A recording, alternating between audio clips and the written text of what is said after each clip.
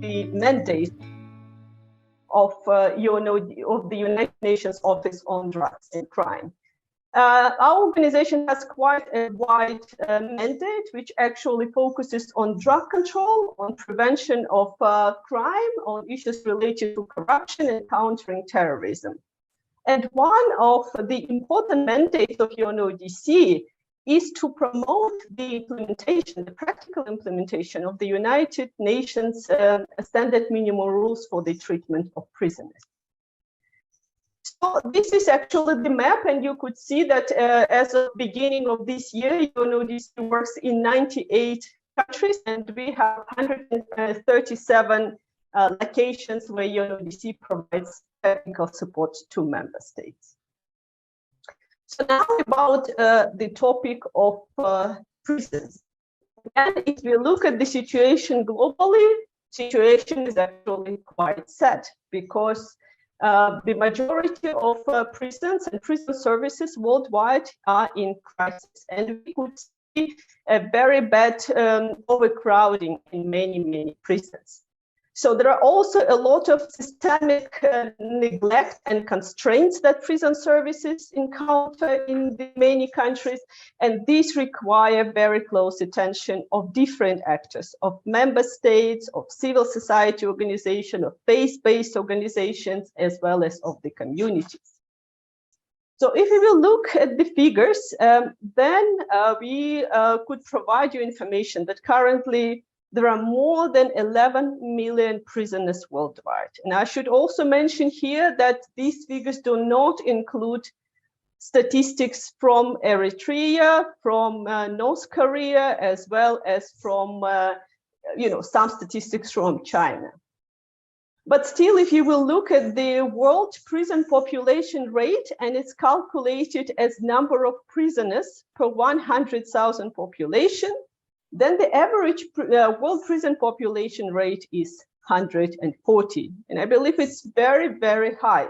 If you look at this diagram, you will also see that, unfortunately, the majority of countries that have been participated in this survey and provided the official correspondence, their prison services operate in a very challenging situation. So you have 79 countries that operate at more than 120% of their capacities. And there are 51 countries that operate at more than 150% of their capacities. And you see, we could report about critical or extreme overcrowding of prisons. Now let's look at different continents. And again, UNODC has a separate data baseline, which you could find on our website. And actually, it provides information also on the prison population and prison index in different continents and in different countries. Of course, this statistics is based on the official information that we receive from member states. So from this website, or from this slide, you could see that imprisonment rate varies greatly in different continents.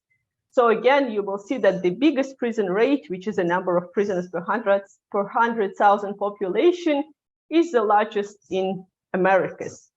Then you also could see, for Africa, Asia, Europe, and the world. So that is the statistic that is available, and it unfortunately is not very promising, and again confirms the need to work on these issues. Maybe one more thing that I would like to mention about the prison population is that prisons have a male face. The majority of prisoners are male, so around 94–95% of all prisoners are men. So about 5 or 6% of prisoners are women, but actually one tendency that we see starting from 2000 is that the number of imprisonment of female continues to increase. They still make quite a small percentage of the world prison population, but harsh criminal policies contribute to the fact that the female population also continues to increase. So now actually I would like to talk about the Nelson Mandela Rules, about the UN standard minimum rules for the treatment of prisoners. And let's quickly look at the history of these rules. So if you look at the documents, so it was adopted it was actually developed back in 1955. And initially, the whole objective for the development of these rules was to make sure that the humanity will not repeat what happened in prisons during the Second World War. And if you look at the dates, again, it was adopted in 1957, but these standards are one of the most old international standards. Here, I also would like to draw your attention that in the title of the rules, and it was done intentionally, that here we talk about the minimum rules, about the standard minimum rules. So this is kind of the minimum that is expected from member states to ensure in their countries. Unfortunately, almost 70 years have passed from the adoption of the standard minimum rules for the treatment of prisoners, but they are not yet a reality in many countries. Here, I also would like to mention that back in 2010, the General Assembly requested member states to revise these rules. And it was quite a difficult decision. And there were many concerns, how the process will go, because there are lots of political sensitivity. And you could imagine to have more than 80 countries in one room trying to revise, the important document. And it's no surprise that it took 5 years for member states to revise these prison rules. So back in 2015, a revised version of the standard minimum rules for the treatment of prisoners was adopted by the General Assembly. So again, I will not go into detail, but you could see that there were different levels of consultations. And finally, in South Africa, on March 2015, member states have agreed for the revised text. And it was already quite early in the morning when actually this historical moment happened. If you look at the revised version of the Nelson Mandela Rules, about 35% of the rules have been revised in 9 thematic areas that are presented for your information. I will not go into details, but I would like to emphasize how important these changes are to ensure that rights of prisoners are fulfilled. Again, after the revision of the standard minimum rules for the treatment of prisoners, and to honor the legacy of the Nelson Mandela, who himself spent more than 27 years in prisons, it was decided actually that these rules will be named after Nelson Mandela. And very often now we refer to the standard minimum rules as the Nelson Mandela Rules. And therefore, every year on 18th of July, which is the Nelson Mandela International Day, we have different events which are devoted to the issues related to penal and prison reform. So now what UNODC is doing actually to provide support to the national, to the national authorities, to member states to implement Nelson Mandela Rules. And there are different directions how we provide this support. First of all is, of course, technical assistance. When we receive requests from member states, we usually go there to do the assessment, and then jointly, after consulting different counterparts, prison services, representatives of other relevant state bodies, as well as civil society organizations, we develop a technical assistance project, which are implemented in this country. And again, they could focus on health-related issues, or they could focus on social rehabilitation or on security and safety issues. It depends a lot on the, on the request of member states. But usually, as a result of the assessments, it's clear that you cannot focus only on one thematic area. You actually need to focus on a number of thematic areas in order to ensure that member states achieve sustainable and long, meaningful results. The second direction how UNODC provides support is the development of technical guidance documents. And again, there are lots of different documents that we are working on and that have already been developed. And here you could see a number of them. It's, for example, how to work with women, how to work with prisoners with special needs, how to work with high-risk prisoners, So these are the handbooks that are available in different UN official languages to member states. And again, usually when UNODC conducts technical assistance, we use these documents as reference documents. So in addition to that, UNODC has developed the e-learning course on the Nelson Mandela Rules, and we are very happy that this online course is one of the most popular courses that UNODC has developed. It's available in 13 languages currently, and we continue receiving requests from member states to translate them into the additional languages. And if you're interested, you could also find information about how to enroll to this course. It's a free of charge course, which is available to all people who are interested to know more about the Nelson Mandela Rules. So actually, when the person completes this course, and usually it takes about 3 or 4 hours to complete this course, the person actually gets a certificate that confirms his successful completion of this course, because in the end of this course, the person needs to take an exam. And again, we are very happy to see that more and more prison officials, as well as other people, researchers, civil society organizations, they complete this course. So then again, in order to promote the Nelson Mandela Rules, we actually take different approaches. Starting with adoption, and I have already mentioned it, we try to do the outreach. Nous essayons de prendre contact pour informer les... of the implementation of the Nelson Mandela Rules. In Vienna, we have a group of friends of the Nelson Mandela Rules, and this group currently consists of 39 member states. And they conduct regular meetings in order to emphasize the importance of these rules and request member states to take concrete steps to make Nelson Mandela rules a reality in their countries. We also try to inform member states through different channels about the importance of other international standards, human rights approach, by developing different documents. And I have already mentioned that we have a list of prison reform publications available on the website. Then technical assistance projects, and also UNODC has developed a special checklist, a special publication, which is called Assessing Compliance with the Nelson Mandela Rules. Here I would like to emphasize that Nelson Mandela Rules are not legally binding documents. It's not a convention. It's a soft international law. That's why it's so important for member states to understand the moral part of this document and to take the required steps. So currently, UNODC has a global team that focuses on the implementation of Nelson Mandela Rules, and we are focusing on 3 topics. The first one is the reducing the scope of imprisonment.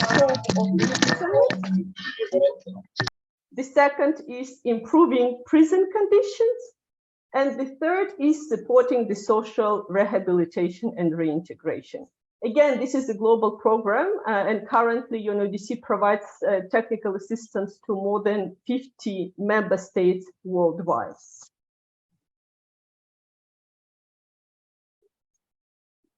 If you will go to different, if you will go to our website, you will see about the technical assistance project that UNODC implements in different countries.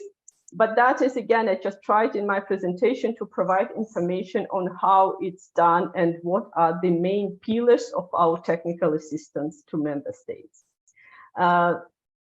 If we still have time, we maybe could have a look at the 2 minutes video, but please let me know if we do have time. If not, we could then switch to the questions and answers session. Yeah, thank you very much, Vera. Let's try for the 2-minute video. If it doesn't work, I will shout. That will be our connection here. But thank you very much for the overview you've given already. Let's try for this video. And then, yeah, if we have some questions, we'll take time for that. Okay.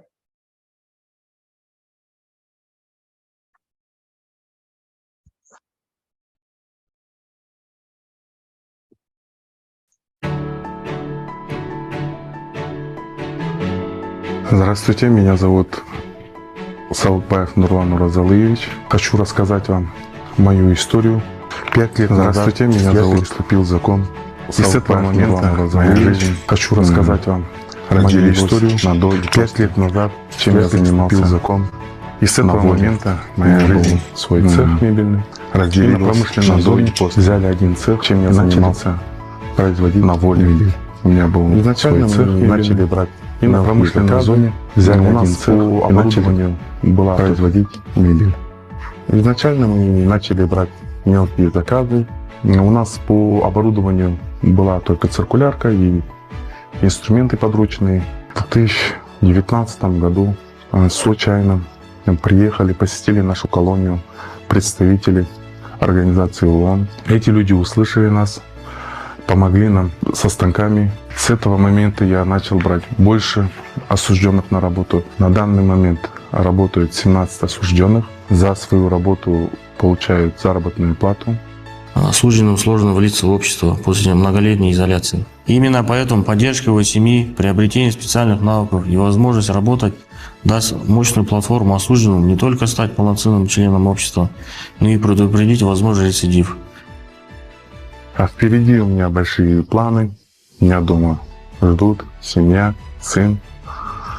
Я думаю, осталось чуть-чуть уже. И скоро я встречусь с ними.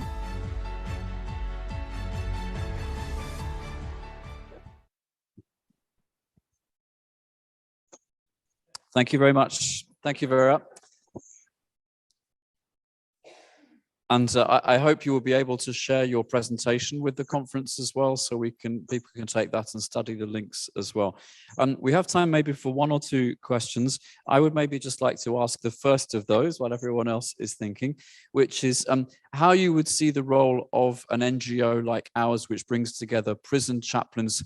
We've seen everything which UNODC can contribute in terms of moving forward on criminal justice. How do you see an NGO like ours taking part in that at UN level?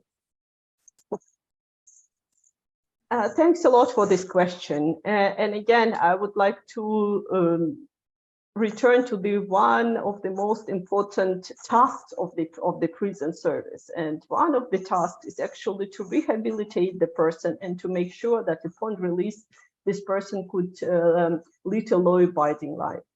And it's easy to say, but extremely difficult to do, especially taking into consideration that prison services worldwide lack the required human and financial resources. Therefore, UNODC strongly promotes cooperation of prison services with civil society organizations.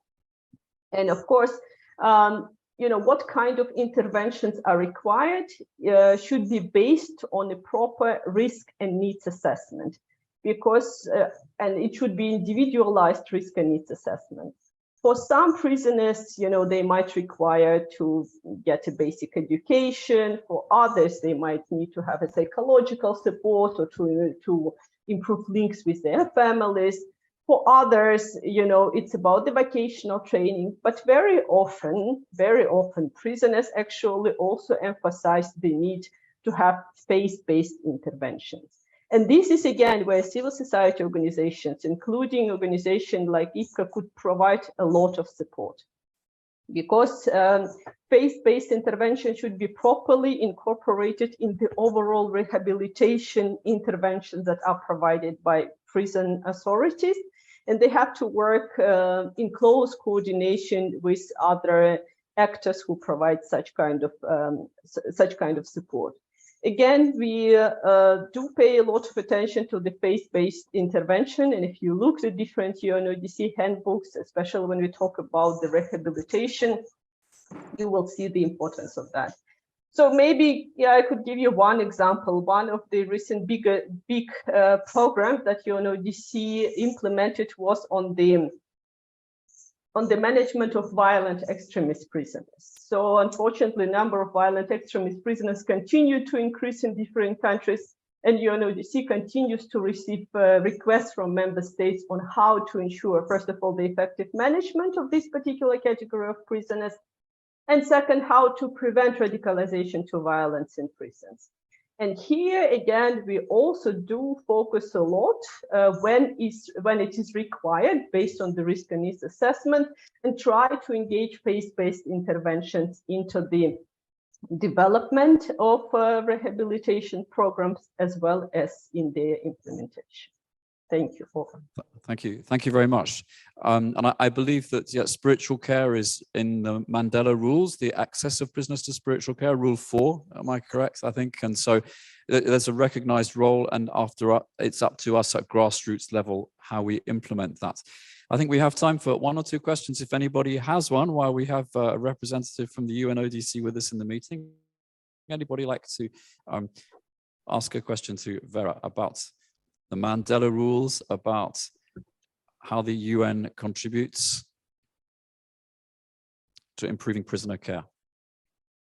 I've already asked the first question, so the second question is easy.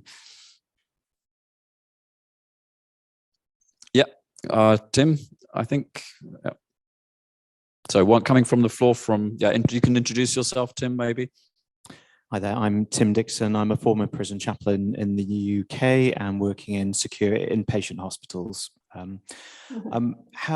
It's really great to have these fantastic rules leading to better prisoner care. I was wondering how easy you think it is in principle and rather in practice to get prison officers and those working on the ground in prisons to adopt this approach into their daily conversations with prisoners, because it's one thing for a prison governor to say these are good things to do, but another thing for prison staff to really carry that out. And how successful do you think it is in getting prison staff on board with the Mandela Rules? Thanks a lot for your question. And it's extremely important question, and I actually want to emphasize that one of the handbooks that UNODC has developed, it's called UNODC Handbook on Dynamic Security. And what we tell is, prisons is not only about the physical infrastructure, it's not only about the locks, so it's not only about the bars, it's actually about the relationship between prison officers and prisoners. And the overall security and safety in prisons depends a lot on this dynamic security. Therefore, of course, it's really crucial to pay attention to, to the whole system of recruitment, promotion of prison officers, and to make sure that the required time is all allocated for different categories of prison officers.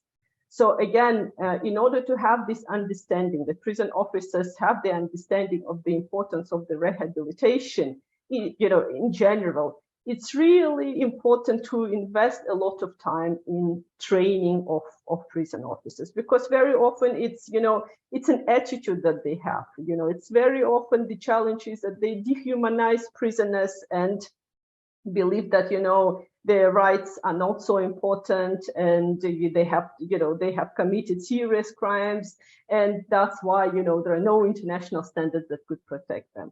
So that is also one of the reasons why UNODC, as a guardian of the standard minimum rules for the treatment of prisoners, tries to do a lot of outreach programs to talk to different interlocutors, to people who make decisions, to these policy makers, with those people who develop legislation or prison policies, with people who actually implement them or enforce the implementation, with prison services, and of course with the prison officers, with the frontline prison officers, because that is extremely important, what kind of relationships are developed and what kind of understanding frontline prison officers have about the importance of rehabilitation in general, as well as of faith-based interventions. Again, it's not easy, and again, a lot depends also on situation in different prison services. But I think what is clear is that prison officers definitely understand that it's very important to engage prisoners into constructive activities. So otherwise, the security and safety in these prisons could be jeopardized, and that's not what also prison officers want. Thank you. Thank you very much, Vera. I think our time is up, and it's well into your lunchtime.